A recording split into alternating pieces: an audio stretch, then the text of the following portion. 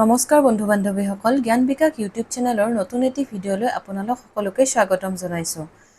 আমি যিহেতু এই ভিডিঅ'ৰ জৰিয়তে আগন্তুক নেট বা স্লেট পৰীক্ষাৰ বাবে উপন্যাসৰ যিটো পাৰ্ট আছে তাৰ আমি ভিডিঅ' আপোনালোকৰ মাজলৈ পাৰ্ট 1, পাৰ্ট 2 এনেদৰে আগবঢ়াই আহিছোঁ আৰু আজিও তাৰে লগত সংগতি ৰাখি আমি পাৰ্ট 3 আপোনালোকৰ মাজলৈ এই ভিডিঅ'ৰ জৰিয়তে লৈ আনিছোঁ। আশা কৰোঁ এই ভিডিঅ'ৰ জৰিয়তেও আপোনালোকে উপকৃত হ'ব পাৰিব। তেনেহ'লে পলম নকৰি আহকচোন আমি ভিডিঅ'টোৰ মাজলৈ আগবাঢ়োঁ। আমি যোৱা ভিডিঅ'ত নৱকান্ত বৰুৱা, এইফালে যোগেশ দাস, পদ্ম বৰকটকী তেওঁলোকৰ বিষয়ে অৰ্থাৎ উপন্যাসৰ ক্ষেত্ৰত তেওঁলোকৰ অৱদানৰ বিষয়ে আমি আলোচনা কৰিছিলোঁ। যোনে ভালদৰে এই ভিডিঅ'কেইটা চাই আছে তেওঁলোকে গম পাইছেয়ে আমি পাৰ্ট 2ত যিটো ভিডিঅ' আগবঢ়াইছিলোঁ তাৰ লিখকৰ বিষয়ে কৈছোঁ, ঔপন্যাসিকৰ বিষয়ে ইয়াতে অলপমান কৈ দিলোঁ। আৰু আজি আমি তাৰ পিছত অৰ্থাৎ তেওঁলোকৰ পিছৰ উপন্যাস কেইগৰাকীমানৰ বিষয়ে ইয়াতে আমি লৈ আনিছোঁ। প্ৰথমতে ইয়াতে লিখা আছে যে প্ৰাক অৰুণোদয় যুগৰ প্ৰাক যুদ্ধ যুগৰ বা আবাহন যুগৰ এজন সুখ্যাত গল্পকাৰ উমাকান্ত শৰ্মাই 1918 চনটো আছে পশুপতি ভৰদ্বাজ নামেৰে উপন্যাসৰ ক্ষেত্ৰত অৱতীৰ্ণ হয় 60ৰ দশকৰ আৰম্ভণিৰ লগে লগে। ইয়াতে আমি এটা প্ৰশ্ন পালোঁ যে গল্পকাৰ বুলিতো তেওঁক আমি জানোৱে আৰু নজনাবিলাকৰ কাৰণে নতুন এটা তথ্য যে উমাকান্ত শৰ্মা গল্পকাৰো আছিল আৰু তেওঁ কি নামেৰে উপন্যাসৰ ক্ষেত্ৰত অৰ্থাৎ উপন্যাসৰ লিখাৰ কামত আগবাঢ়িছিল? পশুপতি ভৰদ্বাজ নামেৰে। কেতিয়াবা আহি যাব পাৰে এইটো প্ৰশ্ন। এতিয়া তাৰপিছত কি আছে 60ৰ দশকত তেওঁ কিনো উপন্যাস লিখিছিল বা প্ৰকাশ পাইছিল তেওঁৰ উপন্যাস, তাৰ নাম ইয়াতে আছে।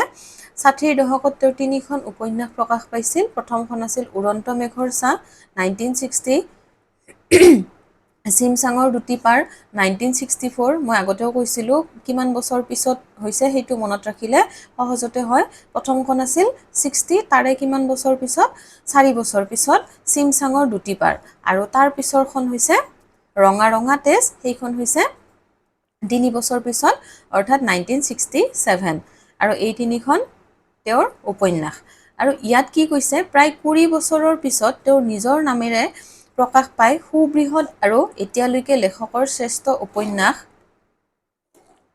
এজাক মানুহ এখন অৰণ্য। আৰু তাৰে চনটো আছিল 1986।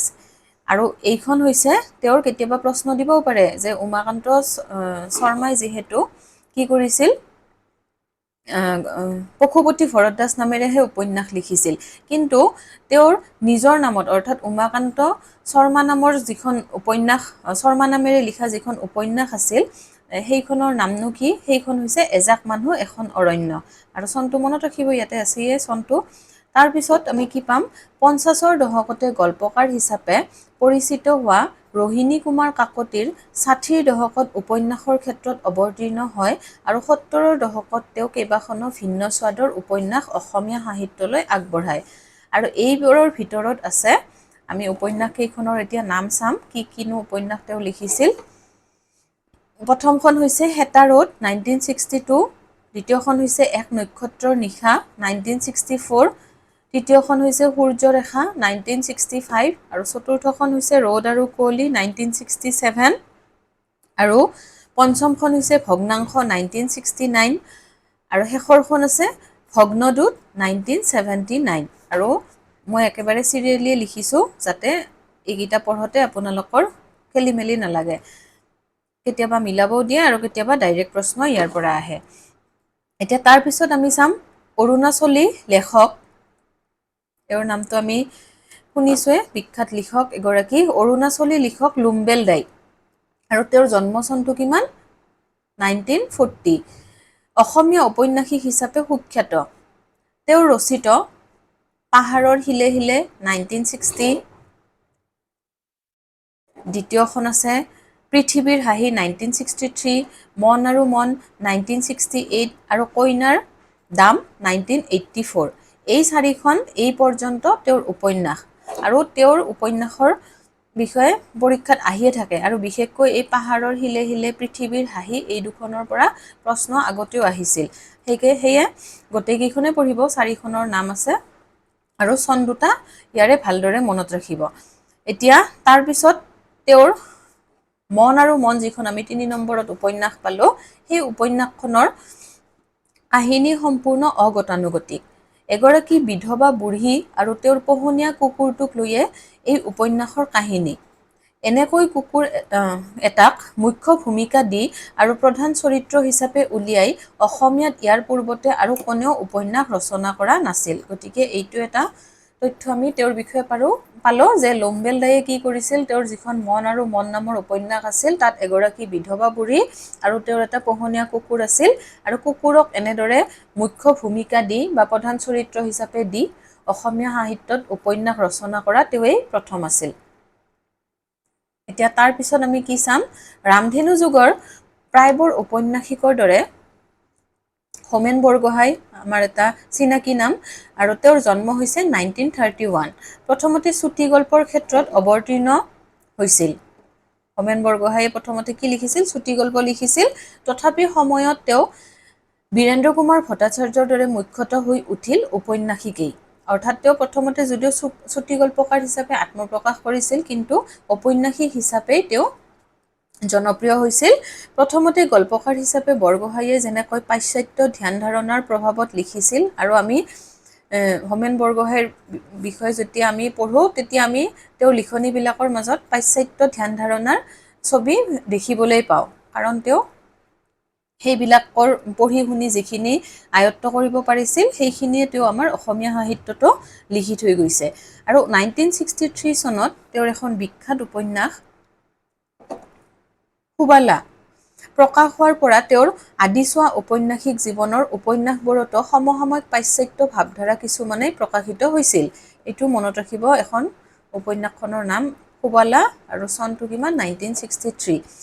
আৰু সেইখন হৈছিল তেওঁৰ প্ৰথম উপন্যাস। এতিয়া তেওঁৰ দ্বিতীয় উপন্যাস, এইখনো মনত ৰাখিবলগীয়া যে তান্ত্ৰিকত 1967। আমি সুবালা চনটো কিমান পালোঁ, 1963, আৰু তান্ত্ৰিক হৈছে 1967। আৰু ইয়াৰ মূল দৰ্শন কি আছিল, অতীন্দ্ৰিয়বাদ বা ৰহস্যবাদৰ বিপৰীতে এফালে প্ৰকৃতিবাদ আৰু আনপিনে অস্তিত্ববাদ প্ৰতিফলিত হৈছে। অৰ্থাৎ তান্ত্ৰিক উপন্যাসত কেনেধৰণৰ ভাৱধাৰা প্ৰতিফলিত হৈছে সেই কথাখিনি ইয়াত লিখা আছে। আৰু ই এখন কাহিনী প্ৰধান নহয়, ভাৱধাৰা প্ৰধান উপন্যাস। কেতিয়াবা উক্তি যুক্তিত এনেকুৱা লাইন দি দিয়ে যে তান্ত্ৰিক উপন্যাসখন এখন কাহিনী প্ৰধান উপন্যাস নহয়, ভাৱধাৰা প্ৰধান উপন্যাস। তেতিয়া আমি কোনটো শুদ্ধ দিম, ইয়াতে পঢ়ি চালে আপোনালোকে গম পাব। তাৰপিছত আছে, এনেদৰে পাশ্চাত্য ভাৱধাৰাৰ ভিত্তিত ৰচিত বৰগোহাঁইৰ এই পৰ্যন্ত আটাইতকৈ সন্তোষজনক সৃষ্টি হ'ল অস্তৰাগ, আৰু চনটো কিমান, 1986।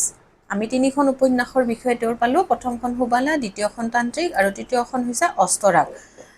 আৰু অস্তৰাগখনক কি কৈছে যে পাশ্চাত্য ভাৱধাৰাৰ ভিত্তিত ৰচিত, তেওঁৰ দ্বাৰা যিকেইখন উপন্যাস ৰচিত হৈছিল তাৰ ভিতৰত সন্তোষজনক বুলি কৈছে, সন্তোষজনক সৃষ্টি বুলি কোনখনক কৈছে, অস্তৰাগখনক কৈছে। এতিয়া ভাৱধাৰা ভিত্তিক উপন্যাস ৰচিবলৈ লোৱাৰ পিছত তেওঁৰ ৰাজনৈতিক সমস্যাৰ প্ৰতি সচেতন হয়, আৰু প্ৰথমতে ৰচি উলিয়াই কুশীলৱ। আৰু এইখন কি আছিল যে দেশৰ ৰাজনৈতিক সমস্যাৰ প্ৰতিফলন এই উপন্যাসখনত ঘটিছিল, আৰু চনটো কিমান, 1970। এতিয়া তেওঁৰ দ্বিতীয়খন ৰাজনৈতিক উপন্যাস তিমিৰ তীৰ্থ। কেতিয়াবা ৰাজনৈতিক উপন্যাসৰ থূল বুলি দি হোমেন বৰগোহাঁইৰ দ্বাৰা ৰচিত ৰাজনৈতিক সমস্যাৰ বা ৰাজনৈতিক ভাৱধাৰাৰ উপন্যাস বাছি উলিয়াবও দিব পাৰে। তেতিয়া আমি তাৰ মাজৰ পৰা কুশীলৱ যদি আৰু তিমিৰ তীৰ্থ থাকে, সেই দুখনক আমি শুদ্ধ বুলি বিবেচনা কৰিম। আৰু চন দুটা কি, এইখন হৈছিল 1970ত কুশীলৱ, তাৰে অৰ্থাৎ 5 বছৰ পিছত 1975ত তিমিৰ তীৰ্থ। তৃতীয় পৰ্যায়ত তৃতীয় এটা গোটৰ উপন্যাস সৃষ্টি হোৱা দেখা পাওঁ, সেয়া হ'ল সামাজিক উপন্যাসৰ গোট। আৰু তৃতীয় পৰ্যায়ত, অৰ্থাৎ প্ৰথম পৰ্যায়ত বেলেগ আছিল, দ্বিতীয়ত আমি কি পালোঁ, এতিয়া তৃতীয় পৰ্যায়ত আমি কি পাম, যে সামাজিক উপন্যাসৰ গোট এটি পাম। আৰু এই গোটৰ তেওঁৰ প্ৰথম উপন্যাস হ'ল, এইখনতো উপন্যাস বহুতে পঢ়িছেয়ে, আৰু ইয়াৰ পৰা প্ৰশ্ন আহিয়ে থাকে যে হালধীয়া চৰাইয়ে বাওধান খায়, 1973। আৰু এইখন কি ধৰণৰ উপন্যাস, ইয়াতে আমি পালোঁ সামাজিক উপন্যাস হালধীয়া চৰায়ে বাওধান খায়। তাৰপিছত চাব ইয়াত আছে ইয়াৰ পিছত সামাজিক উপন্যাস আৰু এখন সামাজিক উপন্যাস পিতা পুত্ৰ, এইখন আমি মাষ্টাৰ ডিগ্ৰীত পঢ়িছিলোঁ, আমাক লাগিছিল পিতা পুত্ৰ নামৰ যিখন উপন্যাস আছে আৰু সেইখন আছিল চনটো কিমান 1975 অৰ্থাৎ হালধীয়া চৰাই বাওধান খাই 2 বছৰ পিছত ওলাইছিল পিতা পুত্ৰ আৰু তেওঁৰ এই পৰ্যন্ত আটাইতকৈ উচ্চাকাংক্ষী আৰু সৰ্ববৃহৎ উপন্যাস আৰু এইখন কি আছিল আটাইতকৈ উচ্চাকাংক্ষী আছিল আৰু ডাঙৰ অৰ্থাৎ বাকী কেইখনৰ তুলনাত এইখন সৰ্ববৃহৎ বুলি কৈছে এইখনক আৰু নামটো কি পিতা পুত্ৰ। আৰু তাৰ পিছত সামাজিক, যিহেতু আমি সামাজিক ভাৱধাৰাৰ উপন্যাসে পঢ়ি আছো, তাৰ পিছতনো কোনখন আছে সেইখন হৈছে মৎস্যগন্ধা, চনটো হৈছে 1987, আকাৰত ক্ষুদ্ৰ যদিও গুণগত দিশত পিতা পুত্ৰতকৈ তলত নহয়।